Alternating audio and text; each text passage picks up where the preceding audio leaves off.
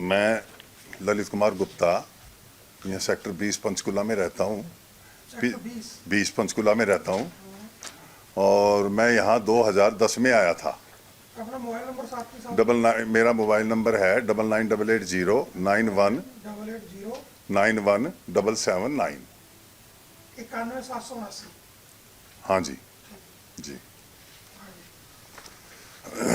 तो ऐसा है, मैं नरवाना में अपना व्यापार करता था और व्यापार में नफ़े नुकसान होने की वजह से मैं वहाँ से पंचकुला आना चाह रहा था। तो मैंने यहाँ पीर मुछल्ला में अपने रहने के लिए फ्लैट वगैरह ढूंढे। तो एक प्रोजेक्ट था रॉयल एम्पायर, तो उसमें मैंने 2 फ्लैट बुक कराए। मैंने एक अपनी बिटिया के नाम से और एक मैंने अपने नाम से। क्या नाम है? बिटिया का नाम है अवनिका। तो जीवन घर का ये प्रोजेक्ट था।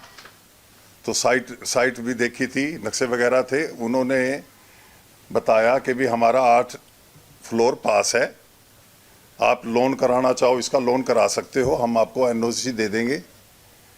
और उसने फिर हमने जो है सैंपल फ्लैट दिखाया। सैंपल फ्लैट देख के हमें फ्लैट समझ में आया। हमने 2 फ्लैट बुक करा दिए 2011 में। किस प्राइस में? 29,25,000 रुपये में। पर फ्लैट? हाँ जी। यानी 50 लाख दे हाँ जी। पर फ्लैट 29 लाख का? हाँ 29,25,000 का 2 हो गए यानी जी। 8.5 लाख के हो गए। हाँ जी हाँ। तो उसमें टर्म कंडीशन के हिसाब से जो उन्होंने टर्म कंडीशन थी, पेमेंट दे करके फ्लैट बुक हो गया। उन्होंने टर्म कंडीशन भी बताई भी इस तरह फ्लैट मिलेंगे, ऐसे मिलेंगे, यदि फ्लैट नहीं मिलेंगे इस रेशो से आपको इंटरेस्ट मिलेगा। जो भी टर्म कंडीशन थी वो पेमेंट देते रहे। 2012 में पटाखा बोल गया कि जीवन गर्ग यहाँ से भाग गया। वो चीज़ें मुझे पब्लिक नोटिस जो अखबार से पता लगा कि भी उसको वो ऐसे फ्रॉड करके यहाँ से भाग गया और भाग गया, तो अखबारों से मुझे पता लगा। तो फिर जितने भी हम नोटिस थे मिलने जुलने वाले, मिलते जुलते थे। वैसे मैं पर्सनली किसी को नहीं जानता था।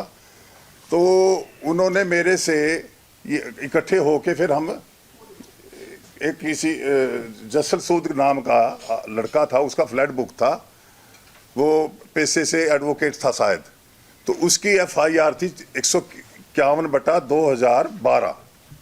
उसमें हमारे को गवाह के तौर पे उसमें हम हो गए थे। उसमें तकरीबन 8-10 आदमी थे। तो वो पर्चा दर्ज हो गया जी। पर्चा दर्ज होने के बाद और भी काफ़ी FIR लॉन्च हुई थी। तो जीवन गर्ग उस टाइम भाग गया था। पुलिस ने काफ़ी मशक्क़त के बाद जो है उसको, दुबई भाग गया था, नेपाल कहाँ गया था, उसको बुला लिया। बुलाने के बाद उसको वो जेल चला गया। तो जेल चला गया, वो कहने लगा भाई मेरी जमानत करवा दो। मैं बैंक ने इस दौरान अपना पोजेसन नहीं लिया था, नोटिस निकाल दिया था रिकवरी का।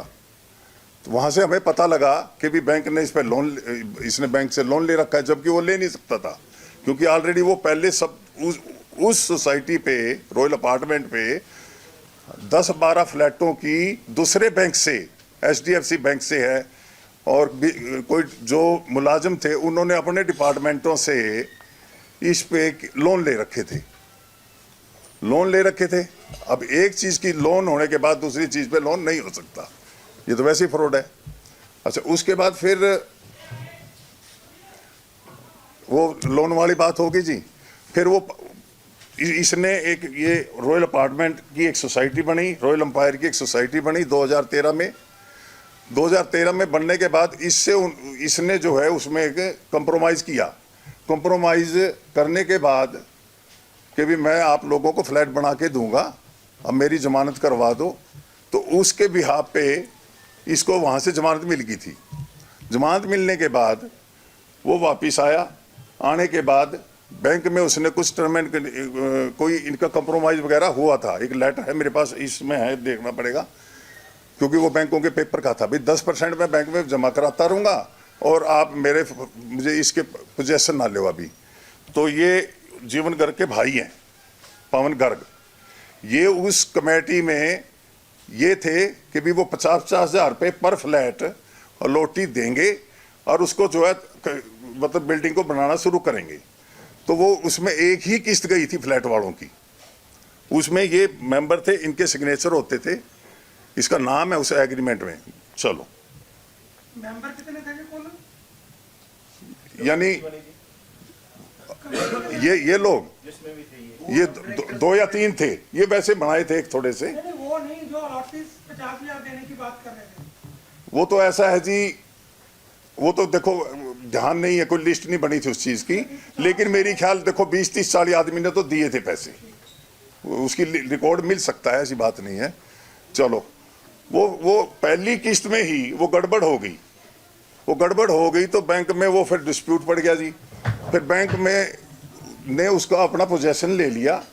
पोजेशन लेने के बाद उस पर कब्जा करके, क्योंकि जो लोन ले रखा था उसने 10-10 करोड़ रुपए के लोन ले रखे थे एक रॉयल एम्पायर के ऊपर, जिसमें प्रॉपर्टी गारंटी के तौर पे रॉयल अपार्टमेंट की 900 नंबर कोठी 9 सेक्टर की, और एक प्लॉट था इसका 26 सेक्टर का, नंबर नहीं मुझे मालूम, एक ज़मीन थी कोई।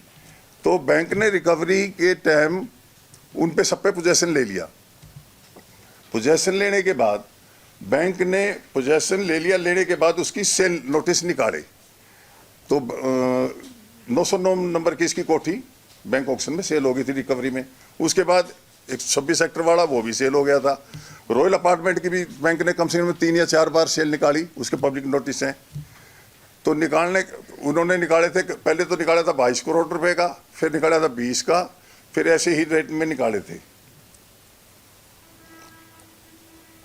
अच्छा, उसके बाद जी सेल में निकाल दिए। परचेज को लेने वाला कौन होगा, क्योंकि वो ऑलरेडी सारे सेल हो रखे थे, डिस्प्यूटेड प्रॉपर्टी का कोई नहीं खरीदेगा।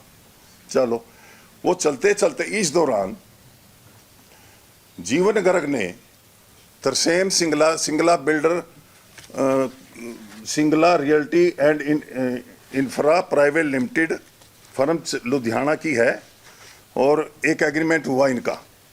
इसमें टर्म्स एंड कंडीशन पूरी डिटेल में लिखी हुई है सारी, ठीक है जी।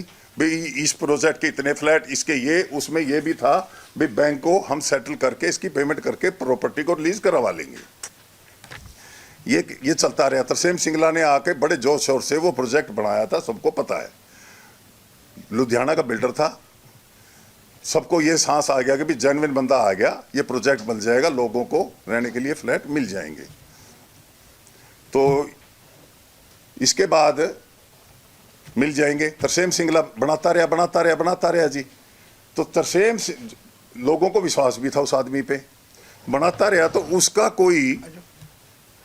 उसका जो है ना जी, कोई जीवन गर्ग से अन्ना लालच में कोई ना कोई इनका आपस में डिस्प्यूट हो गया। तरसेम सिंगला की तरफ से 2015 से लेके सारी कार्रवाई, सारे पेपर, उसका भांजा रोबिन मंगला वो सारी कार्रवाई देखता था। एग्रीमेंट करवाने में भी था, सब जगह था, यानी यहाँ जितनी भी प्रोसीडिंग थी उसकी वो सब देखता था। उस बंदे ने, उसके साथ कुछ इनके डिस्प्यूट हो गए। डिस्प्यूट होने के बाद ये मामला ठंडा पड़ गया जी। ठंडा पड़ने के बाद फिर 2000, हाँ, फिर मैंने जो है 2016 में 24/2016 एक FIR लॉन्च कराई डकोली थाने में। डकोली थाने में रिपोर्ट दर्ज कराई। उसमें इनके सारे जो डिटेल थी, क्योंकि मैं पहले तो 2011-12 में तो मैं नया था यहाँ, मुझे मालूम ही नहीं था, किसी पहचान नहीं थी, एक एग्रीमेंट पे मैं देख रहा था। तो मुझे सारी डिटेल पता लगने के बाद मैंने एक FIR लॉन्च कराई डकोली थाने में 24/2016। उसमें इसको अरेस्ट कर लिया। अरेस्ट करने के बाद इसने पुलिस वालों से मिलके ये कह दिया भी इस शख्स ने 151/2012 FIR लॉन्च करवा रखी है, इसलिए ये दोबारा FIR नहीं करा सकता। उसको वहाँ पे उसको छोड़ दिया, ठीक है जी। उसके बाद फिर मैं कंप्लेंट पे कंप्लेंट करता रहा पूरे प्रशासन में, सेंट्रल गवर्नमेंट में। एक केस मैंने डाला था national human rights commission Delhi के अंदर। केस का नंबर था 1205/2000, मतलब साल ध्यान नहीं मुझे, जो भी था। तो ह्यूमन राइट्स कमीशन ने इसकी काफ़ी जो है प्रशासन से इसकी तहकीकात करी। जैसे कि एक FIR की थी, ऐसा FIR के लिए ऑर्डर दिए, गवर्नर साहब के यहाँ भी गए और DGP के यहाँ भी गए। DGP साहब ने उस FIR की इन्वेस्टिगेशन के लिए क्राइम ब्रांच AIG वहाँ से एक टीम डिप्यूट हुई। तो वहाँ से एक डिप्यूट होने के बाद उन्होंने 6-7 महीने में वो सारी तहकीकात की पूरे डिपार्टमेंटों से, यानी जैसे कि कमेटी से कैसे नक्शे पास हुए, क्या क्या हुआ, बैंक से, पुलिस से, और यानी तहसीलदार से, यानी सारी है उसकी ये पूरी मेरे पास से क्राइम ब्रांच की ये वो है। ठीक है जी, क्राइम ब्रांच की पूरी जो इन्वेस्टिगेशन की उन्होंने 2019 में इन्वेस्टिगेशन पूरी होने के बाद दुकोली थाने के थ्रू चालान दोबारा पेश किया। वो पर्चा आज भी चल रहा है। उस रिपोर्ट के अंदर ये लिखा हुआ था कि जीरकपुर ईओ की तरफ से हमें कोई रिकॉर्ड वगैरह की तसल्ली नहीं हुई, वहां से कोई रिकॉर्ड वगैरह नहीं मिल रहा। तो ये सब होने के बाद तो उन्होंने चालान तो पेश कर दिया। चालान पेश करने के बाद केस चल रहा है, लेकिन ईओ की तरफ से कोई, कमेटी का तो पहले नहीं था कुछ, मतलब बताने का सिस्टम ना आज है। उसके बाद चलते चलते जी अब अच्छा, इसमें दूसरी जो थी, जो दूसरा ऑर्डर हुआ था वो चीफ सेक्रेटरी के नाम हुआ था। चीफ सेक्रेटरी ने 2019 में एक 5 डीसी मैडम को, डीसी मैडम नहीं थे उस दिन, डीसी जो थे उन्होंने एक 5 मेंबर की कमेटी बनाई मेरी कंप्लेंट पे, नेशनल ह्यूमन राइट्स कमीशन की। चलो, वो उसमें 5 मेंबर की कमेटी बनाई, उसमें भी मतलब सिंगला का आदमी रॉबिन मंगला था। उससे पहले भी हर पार्टी को पार्टिसिपेट करता था सिंगला की तरफ से। तो वो जो इन्वेस्टिगेशन टीम जो बनाई उन्होंने, डीसी मैडम ने, केस को सॉल्व करने के लिए, तो उसमें मेरे पास भी नोटिस आया। तो उन्होंने मेरे को बुलाया, मैं भी आया था। तो मैं आया, आकर के मैंने अपने पेपर दिए, एप्लीकेशन रिकॉर्ड सारा सब कुछ दिया डीसी साहब को, और उसमें और भी काफ़ी लोग आए थे, वे इसका समाधान करेंगे। उसके बाद हमारे को उस केस की आज तक कोई जानकारी नहीं है। वो केस वैसे ही दबा दिया, या कोई कार्रवाई करी, या मिल गए, या क्या हो गया मुझे नहीं पता। उसके बारे में मैं अक्सर अब भी लेटर लिखता रहता हूँ। उसके बाद ये चलते चलते ये कार्रवाई चलती रही। करने के बाद ये थोड़ा कोरोना काल आ गया 2-2.5 साल का। इस दौरान एकदम ये सुनने में आया कि भाई जीवन गर्ग ने बैंक से 1 टाइम सेटलमेंट कर ली, क्योंकि बैंक तो 1 टाइम सेटल इसलिए करेगा क्योंकि उसकी रिकवरी नहीं हो रही थी। ठीक है जी, क्योंकि वो प्रॉपर्टी जितनी उसकी सेल कर सकता था उसने कर ली। बाकी प्रॉपर्टी रॉयल अपार्टमेंट की जमीन जो है बैंक में गिरवी गारंटी के तौर पे रख रखी थी। तो वो प्रॉपर्टी उसने 16, मुझे से सुनने में आया 16-17 के करीब मैं लिखता हूँ, लेकिन 16 करोड़ 35 लाख में वो जो है रिलीज करवा ली प्रॉपर्टी। इसका मतलब जीवन गर्ग रॉयल एम्पायर के पास पैसे थे 16 करोड़ रुपए, जब उसने 1 टाइम सेटलमेंट में किए। अच्छा, वो कैसे किए कैसे नहीं, वो तो जांच के दौरान ही सरकार जांच करेगी तो पता लगेगा। हाँ जी, कौन से साल में की सेटलमेंट? ऐसा है, ये बात तो इनकी 20 में भी चली है, 21 में हुई है जहां तक मेरा ख्याल है, क्योंकि 22 में, हाँ 21 में हुई है, 21 में क्लियर हुई होगी जी। देखो मेरे को जो पता लगा। अच्छा जी, इसके बाद उसने प्रॉपर्टी सारी अपने रिलीज करा ली। रिलीज कराने के बाद मेरे बच्चे नोएडा रहते हैं, मैं वहाँ गया हुआ था, साल 1.25 साल रहा। मुझे पता लगा कि भी उसने प्रॉपर्टी रिलीज करा ली। रिलीज कराने के बाद वो 4 करोड़ 35 लाख रुपए में गर्ग रियल्टी इंफ्रा नाम की कंपनी को सेल कर दी, रजिस्ट्री करा दी। सोचने वाली बात है, 16 करोड़ रुपए भरने के बाद भले मानस तने अलोटियों को बुलाना चाहिए था, पब्लिक नोटिस देना चाहिए था कि भी मैं लोगों को फ्लैट दे रहा हूं। पहले सारी हर बार जितनी भी दुनिया भर की मीडिया में ये आती थी कि मैं फ्लैट दूंगा। इसके बाद वो रजिस्ट्री करा दीजिए। आज तक किसी तरह का कोई नोटिस नहीं है पब्लिक में भी, वैसे भी ये मैंने सेल कर दी या गर्ग वाले कोई नोटिस निकाल दे, कोई है। गर्ग रियल्टी की फिर मैंने जो है ऑनलाइन फाइल चेक करवाई, उसमें 3 पार्टनर हैं, पवन गर्ग, अंशु गर्ग, अमन गोयल। इनकी जो है लाइबिलिटी उसके अंदर सिर्फ 1 लाख रुपए की है। अमन गोयल, उनकी आप ऑनलाइन भी चेक करोगे गवर्नमेंट के रिकॉर्ड से, 1 लाख रुपए की उनकी जो है श्योरिटी है सिर्फ। उन्होंने अपना बिजनेस वगैरह कुछ नहीं किया। चलो फर्म बना दीजिए। कराने के बाद ये चलती रही। उस दौरान मैंने 14/11/2022 को गवर्नर साहब को, सीबीआई को, सीएम साहब को, डीजीपी साहब को, चीफ सेक्रेटरी को, प्रिंसिपल होम सेक्रेटरी को और लोकल बॉडी को, ईओ को, यानी सब जगह मैंने लेटर सरकार डाले। आज तक मैं डेली डालता रहा हूं। मेरे पास सारे जितनी मैंने कंप्लेंट्स डाली हैं, कोई कार्रवाई नहीं हो रही। अच्छा, दूसरी बात, इन्होंने वो 6 फ्लोर पास था, बना रखे थे उसने 8 फ्लोर, बेच रखे थे। उनके अलॉटियों के आज भी कहेंगे तो मतलब ये है कि तकरीबन मेरे पास पूरा रिकॉर्ड तो नहीं है, लेकिन जो लिंक में मेरी जानकारी में उनके एग्रीमेंट की फोटोकॉपी नोटिस के फ्लैट नंबर 7-8 की दे सकता हूं, जबकि वो बेच नहीं सकते थे। जितना माल जिसका उसको लाइसेंस है वही चीज बेच सकता था, वो दूसरे नहीं बेच सकता था। उसके चलते चलते इन्होंने फिर मेरी कंप्लेंटों पे इनके सारी नक्शे वगैरह रुक गए थे। रुकने के बाद एक इनका जो काम करने वाला आदमी है, हर जगह वही पार्टिसिपेट है, रोबिन मुझे लोकल बॉडी ऑफिस में मिला। वो कहने लगे ललित जी आपने बहुत कांटे बोल लिए हैं, ये कांटे हमारे से नहीं लगे। मैं क्या, मैं तो 2012 से फंसा हुआ हूँ, तो आज आया है। और मैं क्या, तो अपना सगे मामे ने सिंगला ने छोड़ के हैं। मैं क्या, वो है वो उसने क्यों नहीं दिलवाया? तने उसके पैसे से तने ये प्रोजेक्ट खरीद लिया। इसका मतलब तो ये तने अपनी नई फर्म बना करके चलो। वो कहने लगे जी ऐसा कुछ नहीं रखा, आपने फ्लैट मिल जाएगा। मैं बोला मैंने फ्लैट तो कोई मांगा तंगा मिलेगा, मैंने तो ऐसे पैसे दे रखे, एग्रीमेंट हो रखे, तभी मिलेगा, वैसे नहीं मिलता। मैं बोला जैसे कहोगे वैसे मिल जाएगा। चलो, उसकी मैं बातों में आ गया जी। हाँ, क्योंकि मेरे हार्ट का मैं पेशेंट हूँ, मेरा शरीर नहीं है, मतलब इसके मैं क्या, मैं कब तक सारे केस वेस लड़ता रहूँगा। तो उसने क्या किया, यहाँ 27/2/2022 को 100 रुपये के स्टाम्प परचेज करे।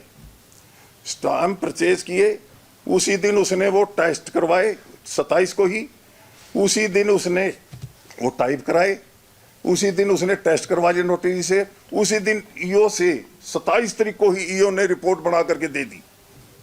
और वो 27 तारीख को ही लोकल बॉडी ऑफिस में सबमिट होकर के उसने वहां से केस सर्टिफिकेटिंग में परमात्मा जाने या वो अफसर जाने, उसने अपने नक्शे पास करवा लिए। ये मुझे नहीं पता लगा। ये बातें मुझे जब मैंने लोकल बॉडी में आरटीआई लगाई, वहां से मुझे वो पेपर, जब स्टाम्प पेपर मिले तो वहां से मुझे वो पता लगे। दूसरी बात, ईओ के यहाँ भी मैंने जो है कंप्लेंट दी, 2-3 बार मैंने आरटीआई लगाई। पोस्टल ऑर्डर जो पीओ लगा है वो 400 रुपए के लगा कर दिया, कल को ये ना कह दे कम में। इसने मेरे को आज तक कोई भी लेटर नहीं दिया, ना आरटीआई दी। दूसरी बात, सब बातों में वो मतलब उसी का पक्ष करता था। मैं उसको बिल्कुल साफ कहता था, मैं क्या तेरी इसमें हिस्सेदारी है क्या? तू गवर्नमेंट का मुलाजम है, तू अपनी सरकार अलग से चला रहा है, ये चीज ठीक नहीं है। मैं ईओ की बात कर रहा हूँ, जीरकपुर वाले की, जिसने ये सारे गेम का मास्टरमाइंड है। ईओ रवनीत सिंह वो मास्टरमाइंड है इस चीज का। इसकी भी मैं कंप्लेंट सब जगह दे चुका हूँ, सबको पता भी है। दूसरी बात, उसके हाथ बड़े लंबे हैं। मैं एक बार लोकल बॉडी के मंत्री से भी मिला था, जो पहले वाले थे। उन्होंने इसको कॉफी खींचा था, भाई ये तो ऐसे मेरी बदनामी कर रहा है, तो ये चीज ठीक नहीं है। इस दौरान अच्छा, ये चलते चलते जो है ना जी, मैंने आरटीआई लगाई, मेरे सारे पेपर हो गए। मैं फिर भी कंप्लेंट दे रहा हूँ, आगे अब भी दे रहा हूँ। अभी अच्छा सुनिए, लोकल बॉडी ऑफिस से भी एडीसी यूडी को लेटर जाता है, एडीसी निकालता है, ये गोलमोल जवाब करके देता है, उसकी कॉपी मेरे पास आती है, फिर मैं उसका जवाब देता हूँ। यानी आज तक इसने स्पष्ट नहीं दिया। दूसरा, विजिलेंस सीवीओ नाम की ब्रांच है, वहाँ भी इसकी कंप्लेंट है, वो भी इसको व्हाट्सएप वगैरह मैसेज करते हैं, वो नहीं देते। मैं अब भी, यदि वहाँ कोई अटेंडेंस का रजिस्टर नहीं है लोकल बॉडी में, यदि आप मतलब कहीं से पता लग जाए ना, मेरे डायरी नंबर से, अब भी 3-4 दिन पहले भी मैं लेटर दे के आया, पहले भी दे के आया, क्योंकि वहाँ मीटिंग वगैरह चलती रहते, बड़े बड़े अफसर मिलते नहीं। इसने वहाँ भी जो सारा गोल मोल कर रखा है जी, वो गलत नक्शे पास करे, इसने बिल्कुल गलत करे। अच्छा हाँ, वो झूठे एफिडेविट की बात आ गई, इसने झूठे एफिडेविट वो तैयार करके वो लोकल बॉडी ऑफिस में लगाए मेरे नाम से, भी ललित से समझौता हो गया, ललित से कोई लेना देना नहीं, हमारा कोई झगड़ा नहीं है, ये करके वो सब झूठे एफिडेविट मुझे वहाँ से मिले, उससे उसके अपने उसने नक्शे पास करवा लिए। जबकि आपने कोई एफिडेविट दिया ऐसा है जी, एफिडेविट का कंप्रोमाइज का तो लेटर मुझे देना चाहिए, तो वो दे रहे हैं जिसके खिलाफ मैं कंप्लेंट दे रहा हूं, जिसके खिलाफ मैं आपके खिलाफ कंप्लेंट दे रहा हूं, तो आप ही मेरे पक्ष में वहां जो है एफिडेविट दे। उन्होंने ये नहीं पूछा भाई जिसकी जो कंप्लेंट कर रहा है वो एफिडेविट देगा या तू कैसे दे रहा है। हाँ जी, पुलिस में कहते, मैं तो उस प्रशासन को ही दे रहा हूँ जी, पुलिस में भी दी है, हाँ पुलिस में भी दी है ईओ के खिलाफ। बाबू जी। ईओ के खिलाफ नहीं मैंने दी, तो एफिडेविट उसने दिए हैं, टेस्ट उसने करके दिए ना, उसकी सह पे दिया उसने 27 तारीख को, ऐसा ना एफिडेविट वो देगा क्योंकि मैंने कंप्लेंट जो कर रखी थी गर्ग रियल्टी की कर रखी थी, उसने एफिडेविट कर दिया। रिपोर्ट किसने बनाई ऊपर पूरा, यानी सुनो, लोकल बॉडी सेक्रेटरी जो है किसकी रिपोर्ट पे चलेगा, ईओ की, फिर ईओ ने अब उसको मंजूर कर दी तो वो उसी रिपोर्ट में बने ना जी। आपने बीच में एक शब्द कहा था कि रॉबिन ने आपको विश्वास में लेके, नहीं आपके साइन है एफिडेविट में? कोई भी नहीं है एफिडेविट आपने कहा कि मैंने निकलवा ली है जी। आपको जब मिले उसकी कंप्लेंट लॉन्च करें कि ये फेक है, मेरा तो साइन नहीं है। सर ऐसा है, मेरी बात मैं बता रहा हूँ ना, एसएसपी को भी दे चुका हूँ मैं, वो कंप्लेंट हाँ सब एसएसपी को भी, डीजीपी को भी, एडीजीपी को भी, उसका ड्राइवर है। सब हैं। हाँ मैं इसी में सारे ऐसा है, ये जब मैंने प्रेस नोट दिया है इसमें टोटल सुनिए, ये सबसे ऊपर गवर्नर साहब ने लेटर निकाले, गवर्नर साहब ने डायरी नंबर क्रमांक नंबर मैंने इतनी तारीख को दिया, उसका डायरी नंबर ये था, लोकल बॉडी डायरेक्टर को उसने दिया। उसके बाद पत्र क्रमांक नंबर 2/5/2000 को उसने मुख्य सचिव को दिया साहब ने, राज्यपाल जी ने। उसके बाद गृह मंत्रालय को ये नंबर दिया, डीसी साहब को भी दिया, ये लास्ट से पहले वाला, यानी ये सुनिए ये तीसरे नंबर वाला, ठीक है जी। सुनिए, महामहिम गवर्नर साहब को दिए, उसके बाद ये ऊपर लिखा हुआ है मैंने सीएम साहब को दिए, ये सीएम साहब के डायरी नंबर है, सारे डायरी नंबर है। दूसरी बात, डिप्टी कमिश्नर साहब को दिए, इसमें मैं बल्कि वो कॉम्प्रोमाइज हुआ था, किस चीज का लिखा था, पैसे दे दिए या क्या चीज? ऐसा है, वो जो कंप्रोमाइज हुआ था वो मैंने एसएसपी का कंप्लेंट की थी, तो वहाँ एक मुनीस नाम, क्या नाम था मुनीस के था, डीएसपी हेडक्वार्टर था, तो कंप्लेंट तो मैं काफ़ी टाइम से कर रहा था, जीरपुर कर रहा था, जीरपुर कोई रिस्पॉन्स नहीं था, जीरपुर कोई रिस्पॉन्स नहीं था बिल्कुल भी कहीं से। तो वो डीएसपी हेडक्वार्टर के हमने बोला जी, एसएसपी ने कहा गर्ग साहब ने कि जी मैं डीएसपी हेडक्वार्टर की ड्यूटी ला दी, माँ जी कार्रवाई बिठा दो, इंक्वायरी करा लो, कार्रवाई आप करो ना करो बात अलग है, मैं तो देखो मैं तो शिकायत कर सकूँ। वो एफिडेविट है आपके पास? कौन सा? हाँ है जी, है, मैं दे दूंगा आपको, सारे पेपर दूंगा, एफिडेविट भी दे दूंगा, सिंगला वाला एग्रीमेंट भी दे दूंगा, ये रजिस्ट्री की कॉपी है ये भी दे दूंगा आपको, और इसके अलावा और भी हैं।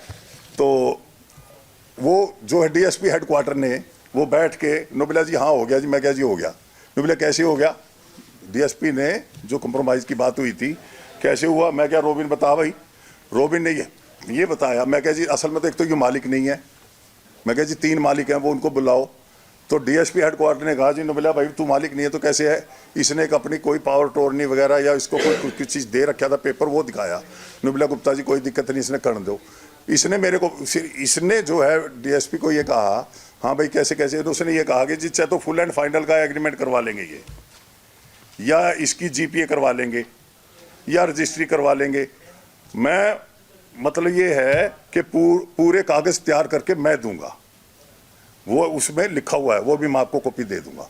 उसके बाद मैं उसके लिए ये कहा जी चाहे तो उसने समझौते ने कैंसिल करो या इसने पूरा कराओ, क्योंकि उस दौरान मेरे पास रेरा, हाँ रेरा में भी मैंने कंप्लेंट डाल दी है, रेरा से लाइसेंस के लिए। सुनिए बीच में एक बात और मैं कहना भूल गया,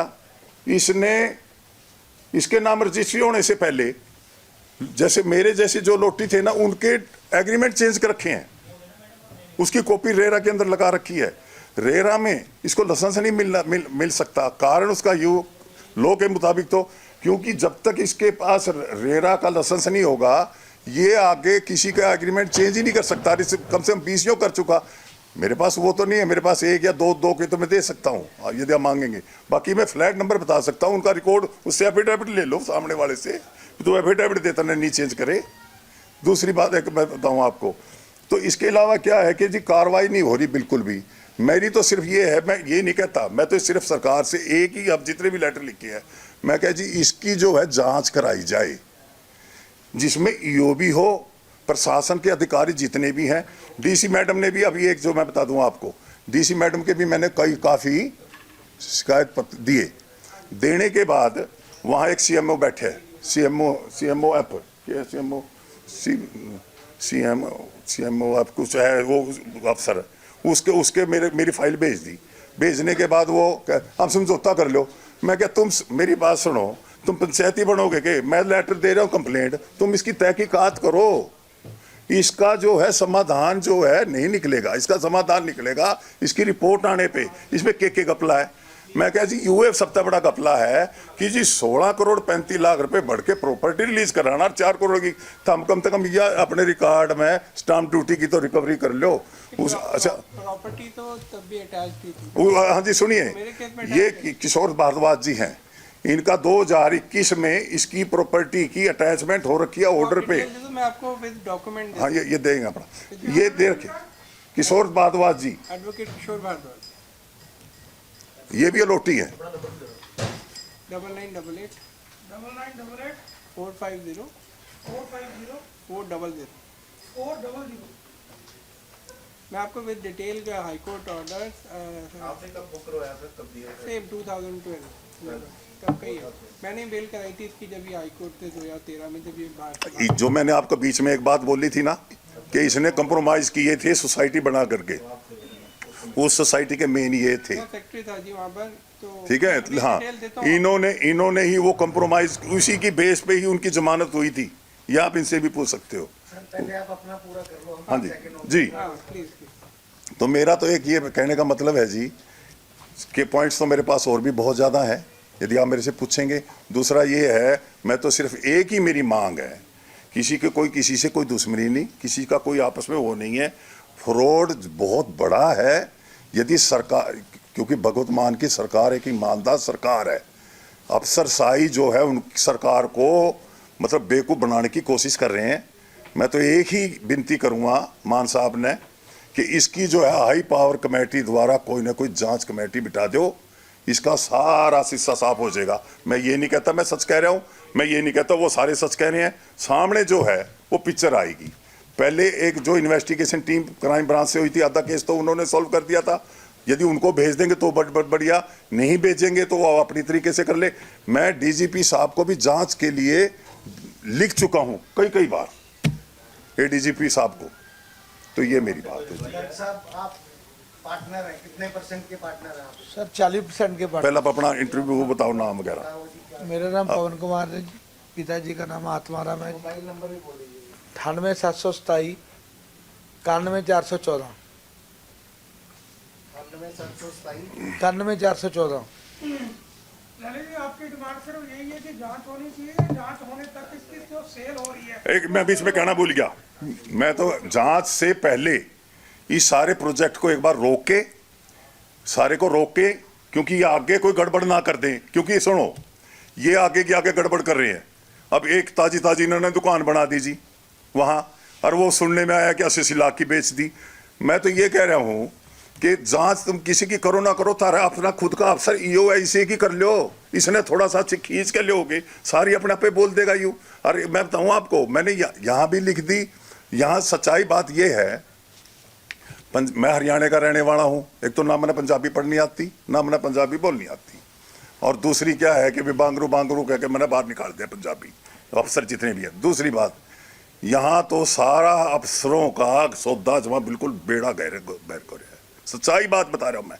डीसी ऑफिस में देखोगे आप, विश्वास करो भाई साहब, ये जो लाल पट्टी वाले कागज है ना, ये लाल वाले, ये अधिकारियों के डिपार्टमेंटों के लेटर है। जो मतलब ये है कि आगे के आगे डिपार्टमेंटों को, उनको अफसरों को लिख के भी इसका जवाब दो, इसका जवाब दो। किसी का कोई जवाब नहीं है। एक लोकल बॉडी ऑफिस में अभी 3 तारीख को एक लेटर निकाला, ये देखो, ये सेक्रेटरी ने एडीसी यूडी को 3/11 को, और इसमें ये लिखा हुआ है भी 7 दिन का आपके पास टाइम है। तो 12 आ गए होंगे, कुछ हो गए होंगे, 10 दिन लग गए होंगे, 15 दिन लग गए होंगे। इसका तो भले मानसों को जवाब दे दो, कोई जवाब नहीं है। इतना सिस्टम हिल रहा है, इतना सिस्टम हिल रहा है।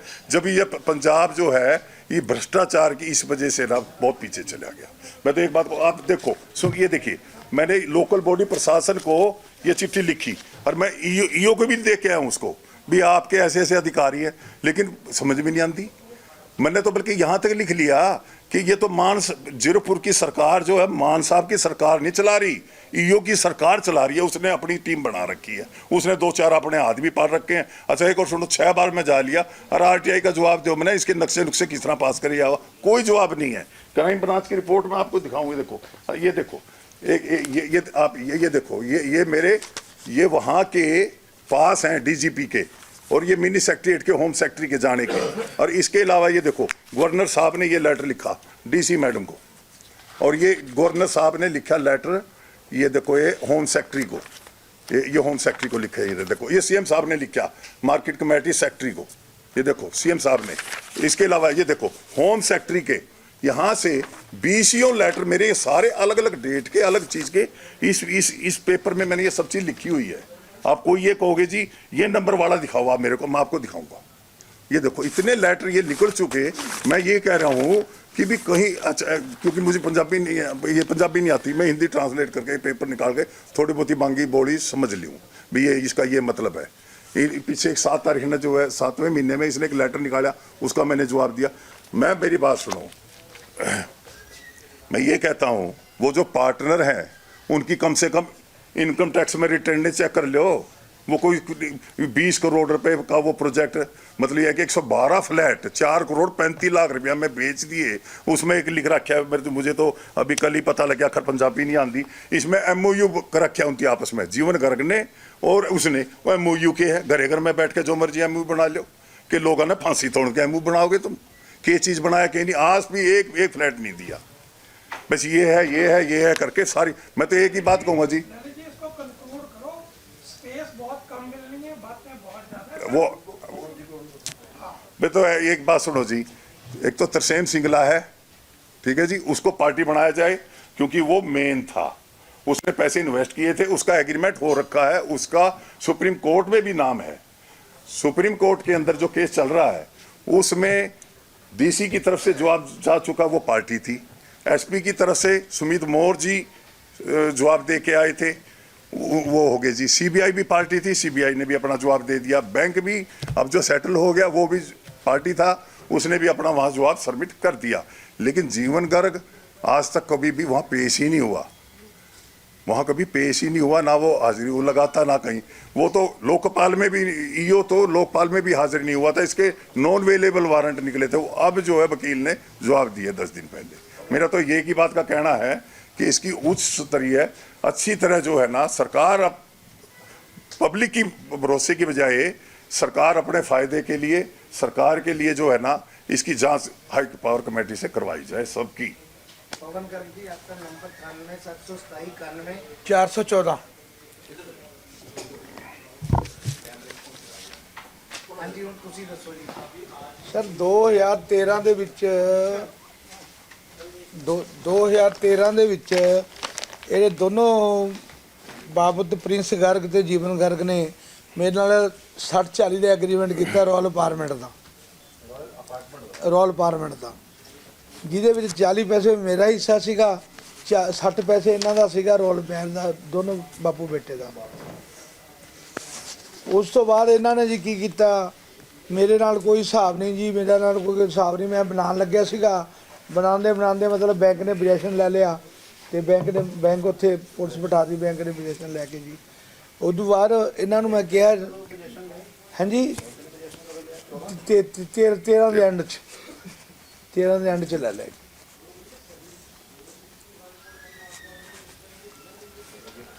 ਤੇ ਉਸ ਤੋਂ ਬਾਅਦ ਮੈਂ ਕੀ ਕੀਤਾ ਜੀ, ਜਦੋਂ ਇਹ ਅੱਗੇ ਤਰਸੇਮ ਸਿੰਘਲੇ ਵਗੈਰਾ ਨੂੰ ਵੇਚਤਾ ਪ੍ਰੋਜੈਕਟ, ਮੈਂ ਇਹਨੂੰ ਕਿਹਾ ਵੀ ਤੈਨੂੰ ਕਿਉਂ ਵੇਚਿਆ ਇਹ ਪ੍ਰੋਜੈਕਟ, ਮੇਰੇ ਨਾਲ ਤਾਂ ਗੱਲ ਕਰਦਾ, ਤੂੰ ਮੇਰੇ ਨਾਲ ਗੱਲ ਕਰਦਾ। ਕਹਿੰਦਾ ਕੋਈ ਗੱਲ ਨਹੀਂ, ਕਹਿੰਦਾ ਤੂੰ ਕੋਰਟ 'ਚ ਵਗ ਜਾ, ਕਹਿੰਦਾ ਮੈਂ ਕੋਰਟ 'ਚ ਦੇਖਾਂਗੇ। ਮੈਂ ਫਿਰ ਡੇਰਾਬੱਸੀ ਕੋਰਟ ਦੇ ਵਿੱਚ ਰਮੇਸ਼ ਗਰਗ ਦੀ ਸਟੇ ਲੈ ਲਈ ਜੀ। ਸਟੇ ਮੈਨੂੰ ਮਿਲ ਗਈ ਜੀ, ਸਟੇ ਦੀ ਕਾਪੀ ਮੇਰੇ ਲਵੇ ਆ ਜੀ। ਸਟੇ ਅੱਜ ਵੀ ਖੜੀ ਹੈ ਤੁਹਾਡੀ? ਅੱਜ ਵੀ ਚੱਲ ਰਹੀ ਹੈ ਜੀ, ਅੱਜ ਵੀ ਡੇਟ ਪੈਂਡਿੰਗ ਹੈ ਜੀ। ਇਸ ਸਟੇ ਦੇ ਵਿੱਚ ਮਤਲਬ ਕਿ ਵੀ ਇਹ ਸੇ ਨਹੀਂ ਕਰ ਸਕਦਾ ਜੀ, ਬਿਲਕੁਲ ਵੀ ਕੁਝ ਨਹੀਂ ਅੱਗੇ ਸਬਲੈਟ ਨਹੀਂ ਕਰ ਸਕਦਾ ਜੀ। ਹਾਂਜੀ ਰੋਲ ਅਪਾਰਟਮੈਂਟ ਤੇ ਤੇ ਜਿਹੜੇ ਤੁਸੀਂ ਪਹਿਲਾਂ ਜ਼ਿਕਰ ਕੀਤਾ ਰਾਇਲ ਅੰਪਾਇਰ ਦਾ ਕੀਤਾ केड़ा जी जो आप जिक्र कर रहे हो रॉयल एम्पायर पार्टनर बने हो सो रॉयल एम्पायर से बने ਨਹੀਂ ਰੋਲ ਅਪਾਰਟਮੈਂਟ ਦੇ ਜੀ नहीं नहीं जो ये आपका मैटर है रोल अपार्टमेंट का ही है। अच्छा अपार्टमेंट हाँ, मेरा रोल अपार्टमेंट के अंदर फ्लैट थे। मतलब जो आपके साथ ठगी हुई थी उसमें 40 पैसे की हिस्सेदारी हाँ, इनकी थी। उस कमेटी में मेंबर थे 2013 में जो बनाने शुरू करे थे, मैं बता रहा हूँ। हाँ, ਮੇਰੀ ਸਟੇ ਹੋਈ ਵੀ ਹੈ ਜੀ, ਮੇਰੇ ਨਾਲ ਠੱਗੀ ਮਾਰੀ ਹੈ ਜੀ ਇਹਨਾਂ ਨੇ, ਦੋਨੋਂ ਬਾਪੂ ਬੇਟੇ ਨੇ ਜੀ। ਮੈਂ ਮੈਂਟਲੀ ਅਪਸੈਟ ਹੋਇਆ ਪਿਆ ਬਿਲਕੁਲ ਵੀ, ਮੇਰਾ ਬਿਲਕੁਲ ਸਾਰੀ ਫੈਮਿਲੀ ਬਰਬਾਦ ਹੋ ਗਈ, ਸਾਰਾ ਕੰਮ ਖਰਾਬ ਹੋ ਗਿਆ ਜੀ ਮੇਰਾ ਸਾਰਾ। कंटेम्प्ट नहीं पाई ਕੰਡੈਪਟ ਨਹੀਂ ਪਾਈ ਜੀ, ਕੰਡੈਪਟ ਪਾਈ ਨਹੀਂ ਹੈਗੀ ਜੀ। ਕੰਡੈਪਟ ਪਾਉਣ ਵਾਸਤੇ ਪੈਸਾ ਵੀ ਚਾਹੀਦਾ ਜੀ, ਮੇਰੇ ਪਾਸ ਕੁਝ ਹਾਲਾਤ ਖਰਾਬ ਹੈ ਜੀ, ਪੈਸਾ ਅੱਗੇ ਕੁਝ ਨਹੀਂ ਹੈਗਾ ਜੀ ਮੇਰੇ ਪਾਸ। ਮਤਲਬ ਮੈਂ ਤਾਂ ਰਿਕੁਐਸਟ ਹੀ ਕਰ ਸਕਦਾ ਸੀਗਾ ਵੀ ਮੇਰਾ ਹੱਲ ਕਰੋ। ਸਟੇ ਹੋਈ ਵੀ ਹੈ ਜੀ, ਸਟੇ ਦੇ ਵਿੱਚ ਹੀ ਇਹ ਵੇਚੀ ਜਾਂਦਾ ਜੀ, ਸਾਰਾ ਕੁਝ ਕਰੀ ਜਾਂਦਾ ਜੀ। 40 ਪੈਸੇ ਮੇਰਾ ਸ਼ੇਅਰ ਆ ਜੀ, ਪੱਕੇ ਐਗਰੀਮੈਂਟ ਹੈ ਜੀ, ਕਾਪੀਆਂ ਮੈਂ ਦੇ ਸਕਦਾ ਜੀ, ਮੇਰੇ ਤੋਂ ਕਾਪੀਆਂ ਲੈ ਲਓ ਜੀ। नहीं ਜਿਹੜੀ ਉਹਨੇ ਇੱਕ ਨਵੀਂ ਫਰਮ ਬਣਾਈ ਉਹਦੇ ਵਿੱਚ ਵੀ ਤੁਹਾਡਾ ਕੋਈ ਕੰਸੈਂਟ ਨਹੀਂ ਲਿਆ ਇਹਨਾਂ ਨੇ ਨਾ ਜੀ ਨਾ, ਕੋਈ ਕੰਸੈਂਟ ਲਿੱਤਾ ਜੀ ਮੈਨੂੰ। ਜਦੋਂ ਸਟੇ ਹੈ ਤਾਂ ਪਟਵਾਰੀ ਨੇ ਅਪਰੂਵ ਕਿਵੇਂ ਕਰਦੇ ਇਹ ਤਹਿਸੀਲਦਾਰ ਦੇ ਰਿਕਾਰਡ ਦੇ ਵਿੱਚ ਮੈंने ਚੜਾ ਵੀ ਦਿੱਤਾ ਜੀ, ਮੈंने ਚੜਾਤਾ ਜੀ, ਮਤਲਬ ਤਹਿਸੀਲਦਾਰ ਦੇ ਰਿਕਾਰਡ ਦੇ ਵਿੱਚ ਇਹ ਮੈंने 2022 ਦੇ ਵਿੱਚ ਚੜਵਾਤਾ ਜੀ। ਹਾਂ, 22 ਚੜ ਗਿਆ ਜੀ, स्टे लगी हुई है ਸਟੇ ਲੱਗੀ ਹੋਈ ਹੈ ਜੀ। आगे वाली कॉपी मेरे पास है। ਜਿਹੜਾ ਤੁਸੀਂ ਚੜਵਾਇਆ ਰਿਕਾਰਡ ਉਹਦੀ ਫਰਦ ਦੀ ਕਾਪੀ ਨਹੀਂ ਕੋਈ ਨਹੀਂ ਫਰਦ ਦੀ ਕਾਪੀ ਦਿੱਤੀ ਨਹੀਂ ਜੀ ਮੈਨੂੰ, ਉਹ ਮੇਰੇ ਲਈ ਹੈਗੀ ਜੀ, ਲੇਕਿਨ ਮੈਂ ਦੇ ਸਕਦਾ ਜੀ ਤੁਹਾਨੂੰ। ਨਹੀਂ ਜਿਹੜੇ ਚੜਿਆ ਹੋਇਆ ਹਾਂ ਜੀ, ਚੜਿਆ ਹੋਇਆ ਮੇਰੇ ਪਾਸ ਕਾਪੀ ਹੈਗੀ ਜੀ। ਨਹੀਂ ਤੁਹਾਨੂੰ 13 ਚ ਸਟੇ ਲੱਗੀ ਤੁਸੀਂ 22 ਚ ਚੜਵਾਇਆ ਨਾ ਹਾਂਜੀ ਹਾਂਜੀ 8 ਹਾਂਜੀ, ਸਾਲ ਦੀ ਗੱਲ ਹੀ ਚੱਲਦੀ ਰਹੀ ਜੀ ਹੱਲ ਕਰੋਗੇ ਵੀ ਹੱਲ ਕਰੋ ਮੇਰਾ ਜੀ, ਹੱਲ ਕਰੋ ਮੇਰਾ। और ये बस कुछ ये उनके रियल ब्रदर हैं, भारद्वाज साहब आप जीवन करके रियल ब्रदर हैं ये। जिस दिन फरारी दी थी 2 करोड़ रुपए की वहीं था ये भी थे, मुझे नहीं पता। अफरारी जब दी थी जाओ जी मैरिज एनिवर्सरी पे ਕਿਹੜੇ ਜੀ ਮੈਰਿਜ ਯੂਨੀਵਰਸਿਟੀ ਤੇ ਜੀ ਮੈਂ ਗਿਆ ਸੀਗਾ। खून का रिश्ता है तो आवेंगे ਹੁਣ जी। ਦਾ ਰਿਸ਼ਤਾ ਦੀ उधर ਬ੍ਰਦਰ हो ਸੀਗਾ, जाओ। ਜਾਣਾ ਤਾਂ ਸੀਗਾ ਜੀ। ਤੁਹਾਨੂੰ ਪਤਾ ਹੀ ਸੀ ਵੀ ਆ ਵੀ ਉਹਨਾਂ ਪੈਸੇ ਦੀ ਜਾ ਰਹੀ ਫਰਾਰੀ 2 करोड़ की ਨਹੀਂ ਉਹ ਤਾਂ ਪਤਾ ਹੀ ਸੀਗਾ ਜੀ ਮੈਨੂੰ, ਮੈਂ ਤਾਂ ਬਹੁਤ ਕਹਿੰਦਾ ਸੀ ਜੀ, ਉਹ ਮੰਨਦਾ ਨਹੀਂ ਜੀ, ਉਹ ਕਿਸੇ ਗੱਲ ਦੀ ਸੁਣਦਾ ਹੀ ਨਹੀਂ ਜੀ ਕਿਸੇ ਗੱਲ भाई साहब, मैं बीच में कहना भूल गया, एक सेकंड। हाँ, इधर देखना जी बस ਦੀ। मैं बीच में कहना भूल गया। गर्ग रियल्टी के पास आज तक गमाडा का भी कोई लेटर लाइसेंस नहीं है। डीसी ने, मेरे पास लेटर है उसकी कॉपी, डीसी ने रिपोर्ट मांगी है एडीसी से इस प्रोजेक्ट के लिए, उन्होंने नहीं दी। उसके अलावा उसने एसएसपी से मांगी, उन्होंने नहीं दी। उसके अलावा इन्होंने गमाडा से मांगी, गमाडा ने डीसी मैडम को लिख के दिया, इसके नाम का हमारे पास नाम ही नहीं है, गर्ग रियल्टी नाम का। फ्रॉड में चल रहा है हाँ जी एडवोकेट साहब आप भी कि 2010 एंड 11 में इन्होंने जो फ्लैट निकाले थे, हमने एक फ्लैट इनसे लिया था, इनफैक्ट 2 फ्लैट लिए थे। तो 2 फ्लैट में से कभी हम इससे जीवन गर्ग से या प्रिंस गर्ग से कभी मिले नहीं, थ्रू इनके जो डीलर होते थे उनके थ्रू लिया हमने। तो जब ये 2012 में ये इंडिया से इनका डिस्प्यूट हुआ, इनके कंस्ट्रक्शन नहीं कर रहे थे, 2012 में ये ही फ्लू फ्रॉम इंडिया। सर जब तक आपने कितनी पेमेंट दी हमने उनको 19 लाख दे दी थी जी। तो 19 लाख देने के बाद जब हमें पता चला कि ये तो फ्लू हो गया, तो देन हमने एक सोसाइटी बनाई रॉयल अपार्टमेंट में, क्योंकि मेरा पहला फ्लैट रॉयल अपार्टमेंट में ही था। एक सोसाइटी बनाई, तो उसमें जो प्रेसिडेंट थे वो थे बांसल, मेरे एक जिंदल जी थे, मुझे जानते नहीं थे क्योंकि सारे नए थे हमारे लिए। जिंदल साहब थे, राजेंद्र जिंदल, और सेक्रेटरी मैं था। तो हमने फिर उसको रजिस्टर कराया। रजिस्टर के बाद ही कॉन्टैक्टेड अस फ्रॉम आउटसाइड। इसने कहा कि ऐसे ऐसे करके मैं बनाना चाहता हूँ। मैंने कहा आ जाओ। तो वो हमने जब ये इंडिया आया, इंडिया आके पहले कोर्ट में जाके इनसे एक एग्रीमेंट किया कि आप ऐसे ऐसे करके आफ्टर योर बेल आप ये सारे कंस्ट्रक्शन करोगे with in a time limit. हमने टोटल बाउंड कर दिया उनको, जितना एक लीगली हम कर सकते थे। आने के बाद इसकी बेल हाई कोर्ट से हुई। हाई कोर्ट के बाद इसको पटियाला जेल से भी मैं ही लेके आया, क्योंकि इसके पीछे लोग पड़े होते। हमने जीरकपुर इसको यहाँ पर छोड़ा, फिर ये शायद वहाँ पर बड़ोग साइड चले गए। देन ही सेड कि मैं सारा का सारा 1 to 1 सबका दे दूँगा। इसने बोला आपका तो दे दूँगा। मैंने कहा मेरा नहीं, सबका देना आपने। तो डिसेंटली बात हुई उससे, घर पे भी इसके बात हुई, तो उसने कहा मैं दूंगा। बट अब इसके पैसे देने को इसको कोई पैसा नहीं दे रहा था। जो दिक्कत आ रही थी कि कोई इस पर ट्रस्ट नहीं कर पा रहा था कि और पैसे ना फंस जाएं। तो हम 3 जो अलॉटीज थे उन्होंने इसको 58 लाख रुपीस दिया, जब इसको कोई 1 रुपया नहीं दे रहा था, और अपने फ्लैट की रजिस्ट्री करवाई, 3 फ्लैट की रजिस्ट्री कराई और इनको 58 लाख रुपीस दिए। 19 लाख के अलावा हाँ जी, हाँ जी, हाँ जी, जो हमने पहले बिल्कुल। हमने अपनी फुल पेमेंट करके 3-3, 4-4 लाख लग के इनको रजिस्ट्री करा ली कि सो दैट कि विद इन 6 मंथ ये हमें फिनिश करके देगा, कंप्लीशन करके देगा। हमारा तकरीबन 34-35 लाख का था जी, पूरी पेमेंट बस 3-4 लाख छोड़ के कि जो इंटीरियर ये करा के दे। अप्रोक्सीमेटली 30 लाख आपने दे हाँ हाँ, ये जो जिंदल साहब का था उसमें इंटायर पेमेंट दे दी थी, और 2 में सिर्फ 3-3, 4-4 लाख की पेमेंट देंगे कि विद इन 6 मंथ ही हमें देंगे। That is there in the जो हमारा इनसे एग्रीमेंट हुआ उसमें ये मेंशन करवा लिया। क्योंकि रॉयल अपार्टमेंट के ऊपर ताला लगने वाला था, मैंने सबको बोला कि इस पे ताला लग जाएगा, आप एम्पायर में शिफ्ट हो जाओ। तो उसने ये छूट दी थी, तो उसने एम्पायर में 10 से 12 लोगों को वहाँ अलॉटमेंट दे दी और यहाँ की हमने सिलेंडर कर दी थी। बट उसके बाद कोई डेवलपमेंट हुई, 6 महीने तक तो उन्होंने कुछ दिया नहीं। उसके बाद एक बार लेटर आती है हमें, कोई आती तो रॉयल एम्पायर से ही है कि 8 लाख समथिंग, 8.5 लाख रुपये और दो इन्हांसमेंट का। 19 साल में 2015 में आती है हमारे पास लेटर। तो जब हम वहाँ जाके साइट पे देखते हैं तो वहाँ some Robin Singla is there. Robin Singla आके कहते हैं कि जी हमारे को आप 8.5 लाख दो तो आपको हम, नहीं तो आपका हम फ्लैट जो है वो फॉरफिट कर लेंगे। Nobody he is nobody. Singla की वजह- अभी उसने बताया हमें। सिंगला तो मैंने उसको एक ही चीज़ क्वेश्चन पूछा, मैंने कहा in what capacity you are sitting here, तुम जो लेटर भेज रहे हो वो तो रॉयल एम्पायर का है। वो कहता है जी मैं यहाँ पर अब क्योंकि वो यहाँ है नहीं है तो मैं उनका टेक केयर कर रहा हूँ। तो मैंने कहा केयर टेकर को का नहीं है, उसको बुलाओ, you are nobody to us. Then he said कि आपका हम कैंसिल कर देंगे। मैंने कहा रजिस्ट्री केस है, अनपढ़ों की तरह बात करना छोड़ दो, रजिस्ट्री केस है, तुम्हारे से फॉरफिट तो हो ही नहीं सकता। तीनों केस हमारे रजिस्ट्री के थे। देन जीवन से मेरी बात कराई गई, जीवन ने मेरे से सॉरी कहा कि जी, मैंने कहा ये लेटर अपनी जो आई है ना 8.5 लाख की, ये अपनी विड्रॉ कर लो, नहीं तो हमारे पास कोई ऑप्शन नहीं है, हम कोर्ट जाएंगे। क्योंकि तब मैं प्रैक्टिस नहीं कर रहा था, पर इसने फिर ये किया तो फिर मुझे केस डालना पड़ा इस पर 2016 में। 2016 में जो मैंने केस डाला, मैं उसको डिटेल दे देता हूँ। मैंने स्टेट कमीशन में लगाया कंप्लेंट नंबर 394 और 2016, वो मैंने केस डाला इन रिगार्ड टू कि मेरा फुल एंड फाइनल पेमेंट हो चुका है, जो 3-4 लाख है वो मैं देने को तैयार हूँ, मेरी रजिस्ट्री का मेरे को पोजीशन दिलाया जाए, अगर ये पोजीशन नहीं देता है तो मेरे को पैसे दिलाया जाए। तो ऑर्डर भी यही हुआ कि विद इन 3 मंथ इनको या तो आप पोजीशन दे दो अलॉन्ग विद ऑल द जितनी भी आपकी डॉक्यूमेंट्स गवर्नमेंट की तरफ से अप्रूवल वाले हैं, जैसे कि आपका ऑक्यूपेशन सर्टिफिकेट।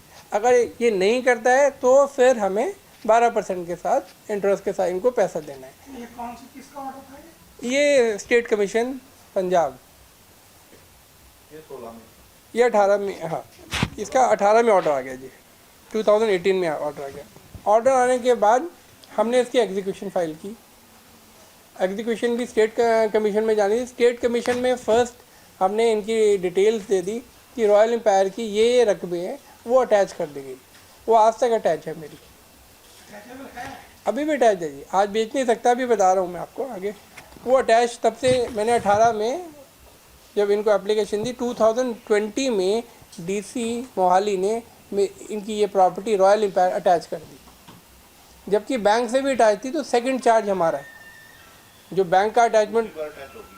हाँ मतलब ऑब्वियसली बैंक का चार्ज, क्योंकि वो पब्लिक मनी है तो पहला कॉल उसी का रहेगा, पहला इंटरेस्ट उसका रहेगा। बैंक से तो ये सेटलमेंट कर गए। हाँ मैं बता रहा हूँ।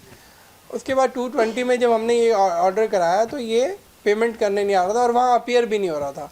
प्रिंस कर क्योंकि वो कस्टडी में था तो हमने उसको वहीं से अपीयर कराया और उसके अंदर उसको हमने कोर्ट से ही जेल भेज दिया। अब वो जब जेल चला गया तो वो अभी उसको बोला गया कि तुम इसका ऑब्जेक्शन फाइल कर सकते हो। वो ऑब्जेक्शन तो उसने फाइल नहीं किए, बट वो गलत तरीके से गलत डॉक्यूमेंट बना के कोर्ट के उसने पैरोल ले ली। पैरोल लेने के बाद उसके बाद हमें क्लियर आ गया ये इतनी जल्दी बात नहीं मानेगा, तो फिर हमने अब दूसरी प्रॉपर्टी जो कि रॉयल अपार्टमेंट है उसके अटैचमेंट के लिए मैंने एप्लीकेशन दी 2021 में। 20 में पहली अटैचमेंट करा ली, दूसरी 21 में। अब वो 7/12/2021 को रॉयल अपार्टमेंट अटैच कर दिया गया कोर्ट के ऑर्डर से। हाँ, अब जब वो ऑर्डर अटैच हो गया तो अब ये, क्योंकि जो अटैचमेंट है वो जो बहाल कौन करेगा, वो डीसी के ऑफिस से होंगे, तहसीलदार करेंगे, जो भी रिक्विजिट इनके ऑफिसर्स हैं, उसको डिले करते गए ये ऑफिसर्स। डिले करते करते मुझे इनकी सैलरियाँ तहसीलदार की अटैच करनी पड़ी। वो अभी बाय नेम तो मैं नहीं बता सकता, क्योंकि हमारा कॉल इनसे 1 to 1 तो हम नहीं करते हैं। तो इनकी सैलरी अटैच की मैंने 2023 में 28/7 मैंने उनकी अटैच कराई है। 25/5/2023 को तो ऑर्डर आ गया कि इनका ये, तो इनको जब ऑर्डर में अटैचमेंट ऑफ सैलरी डीसी को गई तो इन्होंने मेरी अटैचमेंट कर दी है 6/7/2023 को। इनकी रिपोर्ट्स में इन्होंने वहाँ जमा करा दिया कि जी 6/7/2023 को हमने इनका अटैचमेंट कर दिया है। और उसके अटैचमेंट ऑर्डर मेरे पास था, तो मैंने एक फ़र्द में भी मेरा अटैचमेंट, वो मेरे पास इसमें लगा हुआ है कि मेरा जो अटैचमेंट है 16/6/2023 को जो मैंने फ़र्द निकलवाई, उसमें मेरा जो रपट नंबर चढ़ा हुआ है कि ये अटैच हो गया है और ये स्टेट कमीशन पंजाब से अटैच हो गया है। तो उसके बाद इनको ये, क्योंकि ये बेल जम करके बैठे थे, तो जितने भी SHO हैं, SHO वगैरह की सैलरी भी अटैच की गई कोर्ट के थ्रू, सो डैट कि इसको प्रोड्यूस करो। तो ये बेल लेने आया तो इसको बेल दी गई, ये कह के कि मैं इनकी जितनी भी एग्जीक्यूटिंग अमाउंट है वो दूंगा। वहाँ अराउंड 9 to 10 केस चल रहे थे। We are leading that case, but हाँ 10 से 12 केस थे वहाँ पर। तो बेल होने के बाद इन्होंने इनकी वाइफ जो अंजू एंड निकिता, जो प्रिंस की वाइफ, उन दोनों ने अपनी एक श्योरिटियाँ दी और श्योरिटियाँ भी फर्जी दे दी। वो बाद में अभी वो केस पेंडिंग करा हुआ है। अब वो होने के बाद अटैचमेंट हो गई थी, तो मैंने अभी नवंबर में, क्योंकि इनको पैसे अब डिपॉजिट करने थे, तो वी फाउंड कि क्योंकि अटैचमेंट है रॉयल एम्पायर, तो 40 फ्लैट की इनको तहसीलदार को अप्रूवल दी गई कि ये 40 फ्लैट बेच के ये पैसे हमारे को जमा कराएंगे स्टेट कमीशन में, जो कि इसने बेचने के बाद भी वहाँ पर नहीं, वहाँ पर डिपॉजिट किए। तो एप्लीकेशन जो 28/7/2023 की थी उसके अंदर ऑर्डर क्लियर किया गया था। फिर अभी लेटेस्ट, अभी 4 दिन पहले ऑर्डर हुआ है, उसके अंदर इसने 20 लाख डिपॉजिट किए और इसने दिखाया 40 में से 5 रजिस्ट्रियाँ कराई हैं, पर उन 5 रजिस्ट्री में इसने जो एक्चुअल कलेक्ट किया है आफ्टर द ऑर्डर वो 1,31,00,000 के पास है। तो इसने वहाँ पर भी वो अमाउंट नहीं जमा कराया, जिसके लिए अब इनका एफिडेविट प्लस वो अगले तारीख को वो टेंडर करना है। इन रिगार्ड टू, अब जब मैंने नवंबर में एक फ़र्द द्वारा निकाली अपार्टमेंट की, तो उसके अंदर ओनरशिप चेंज आ गई है। मतलब मेरी अटैचमेंट जब हुई उसके बाद अब जो द्वारा 3 महीने बाद हमने फ़र्द निकाली है, उसके अंदर अब ओनरशिप, जो ये कह रहे थे आप ना ललित जी, वो ओनरशिप चेंज हो गई है। क्या बाय लॉ वो चेंज नहीं हो सकती। आपने कंटेम्प्ट डाली कोई? नहीं, मैं आप बताता हूँ, आई टुक अ कोर्स ऑफ एक्शन। अब जैसे भाई साहब तो एक बार करके रुक गए, हम नहीं रुक रहे, तो मैंने डीसी मैम को ये एप्लीकेशन सबमिट की कि ऐसे करके आपने पहले तो 2 साल का डिले किया, उन 2 सालों के अंदर जो अटैचमेंट का डिले है, उसके बाद जब अटैचमेंट हो गई है तो अगली फ़र्ज के अंदर अब फिर किसी और के नाम दिखा रही है, तो इसकी आप इंक्वायरी मार्क करो सेम डे। मैं ये नहीं कहता कि ऑफिसर काम नहीं करते हैं। सेम डे डीआरओ को इंस्ट्रक्शन हुई और डीआरओ ने फ़ोन पे ही तहसीलदार को, जो ज़ीरकपुर में, क्योंकि एडिशनल चार्ज है आजकल, तो मैं मिला नहीं जी उनसे भी, बट उन्होंने फ़ोन पे ही कहा कि इसकी इंक्वायरी रिपोर्ट शाम तक भेजो। बिकॉज मेरा क्लियर था जी 15 डेज़ का मैं टाइम दे रहा हूँ एज़ पर लॉ। आपके नीचे ऑफिसर क्या कर रहे हैं, you have full right, but अगर 15 दिन में आप इसको नहीं सॉर्ट आउट करते हैं एज़ पर लॉ, मेरी फेवर में करने की ज़रूरत नहीं है, तो we have no option but to move the high court for the contempt petition. So मैंने फर्स्ट वीक में दी है, तो आई थिंक कल मंडे में ये रिपोर्ट बना रहे हैं अब।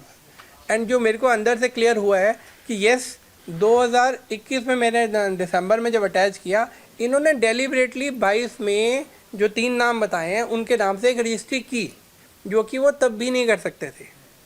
और जब हमने अटैचमेंट कर लिया उसके बाद इंतकाल तो हो नहीं सकता था, तो पहली कंटेम्प्ट वहाँ बन गई है, दूसरी कंटेम्प्ट अटैचमेंट के बाद बन गई है, तो उनको क्लियर है ये।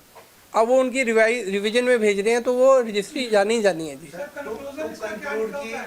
आपका कहना है कि जो ये ऑफिसर्स हैं ये भी इन्वॉल्व हैं इस चीज में, वो तो से लोअर लेवल पे 100% हैं जी। हाँ जी। पटवारी साहब हो गए, कानूनगो साहब हो गए, वो इससे बाहर नहीं आ सकते, क्योंकि जब मेरी अटैचमेंट ही अभी 16/6 को हुई है और जब 9वें महीने में आ रही है, जब मेरी अटैचमेंट में क्लियर लिखा हुआ है कि अटैचमेंट में स्टे आ गया वर्ड जी, मैं आपके दे रहा हूँ, उसमें क्लियर वर्ड स्टे है। जब स्टे आ गया तो उसके बाद इन्होंने क्या किया है उसको, क्योंकि जो भी स्टे लगती है या अटैचमेंट होती है वो रॉयल एम्पायर के खिलाफ लग गई। इन्होंने क्या किया, डीसी मैडम ने इनसे कहा कि अब इसको 2016-17 का चल रहा था इनका रेवेन्यू का, 21 का कर दीजिए। उसको इन्होंने यूज़ कैसे किया, पटवारी उन्होंने उसके अंदर दिखा दिया कि ये तो रजिस्ट्री 2022 में होगी, इसका इंतकाल चढ़ा दिए।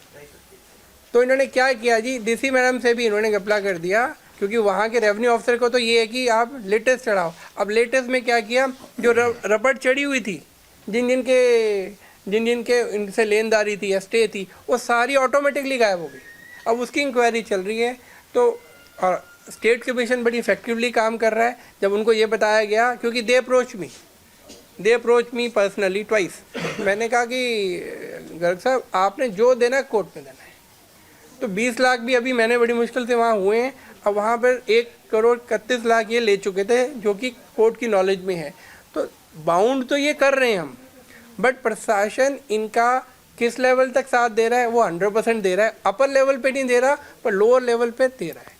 तो हमारा यही रहेगा कि ना लोअर लेवल आप किसको बोलते patwari kanungo to a level of tehsil office, जीरपुर इंक्लूड में? जीरपुर तहसील ऑफिस बोल सकता हूँ जी मैं, तहसीलदार साहब नहीं कह सकता। जीरपुर एरिया कहते हो ना, यहाँ का प्रशासन है, यही के अंडर है ना सारा। कॉम्पिटेंट अथॉरिटी तो अथॉरिटी तो तहसीलदार ही है। तहसीलदार है। कंपिटेंट अथॉरिटी तो फिर रेवेन्यू हेड भी होगा जी, फिर तो डिप्टी कमिश्नर तक बात भी है। है। आप लोअर लेवल की बात नहीं सर, कॉम्पिटेंट अथॉरिटी तो हम उसी को मानेंगे ना, भी तहसीलदार तहसीलदार का ऑफिस तो अटैच है जी इसमें, उसके बिना नहीं हो सकता। बिकॉज आपका एक इंतकाल चढ़ गया, आपकी रपट चढ़ गई, उसके बाद आप चाहे किसी की रजिस्ट्री हो रखी हो, रजिस्ट्री इज समथिंग डिफरेंट, इंतकाल इज रिकॉर्ड्स में चेंज आ रहा है। रिकॉर्ड्स में जब तक वो डिटैचमेंट नहीं होगी, वो स्टे कैंसिल नहीं होगी। एक्चुअली जैकी मैटर बहुत लंबा हो गया, बम्बा हो गया। इसे कंक्लूड कीजिए ताकि हमें भी इसे बहुत दिक्कत आएगी हमारे। We are requesting the respected DC at present to take immediate action. What kind of action? Action- You want some inquiry?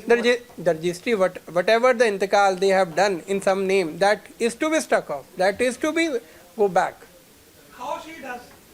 वो ऑलरेडी यहाँ पे बहुत बड़ा घपला कर चुकी है जब वो एडीसी थी। तो नहीं उनको करना पड़ेगा, नहीं तो कंटेम्प्ट ऑफ कोर्ट में तो उससे हम करवा ही लेंगे, कोई भी ऑफिसर हो जाए। यानी you are इसका मतलब तो कोई ना कोई, देखो जी, ऐसा डीसी को सह है कोई ना कोई तो। है।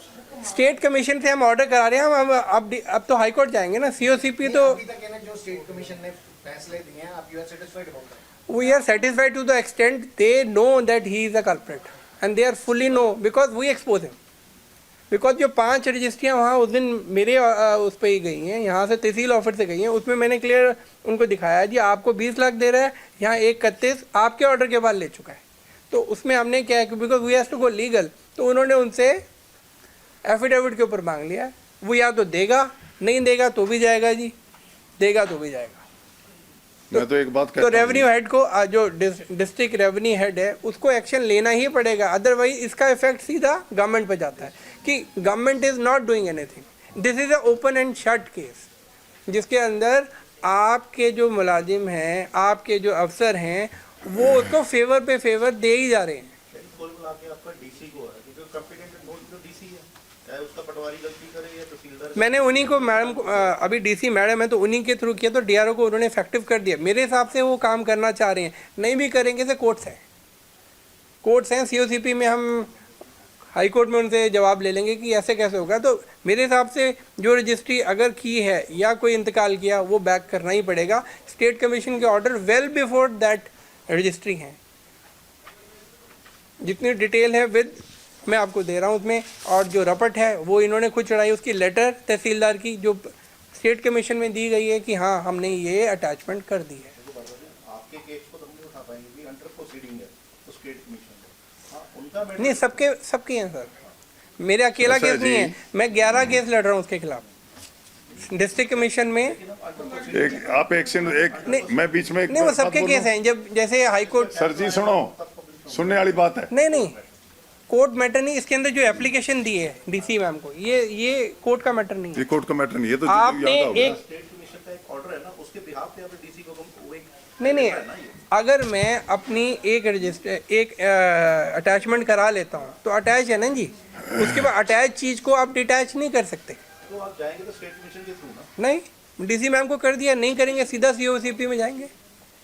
जी सुनिए, इसमें मेरे भाई केस का साहब। इसमें मैटर डायरेक्टली क्यों है, डीसी मैम को हमने इन्फॉर्म 15 डेज दिए हैं कि ये हो गया है, अगर आप उस पर एक्शन लो नहीं लेंगे तो हमारे पास कोर्ट तो ऑप्शन है ही है ना हमारे पास। अब जैसे भाई साहब ने स्टे ले ली, स्टे के बाद आगे नहीं गए तो गलती अब अंदर इनका क्या एक दूसरे के साथ है हमें नहीं पता, बट वो आप अगर पोजीशन आगे में लेके इनकी जाते तो नहीं हो क्या करें? सकता। एक मैं एक बात बता रहा हूँ जनाब आपको, जब इसका लोन हुआ था जीवन गर्ग का 10 करोड़ का, तो ये 5 या 6 दिन में सारे पैसे विड्रा कर लिए थे।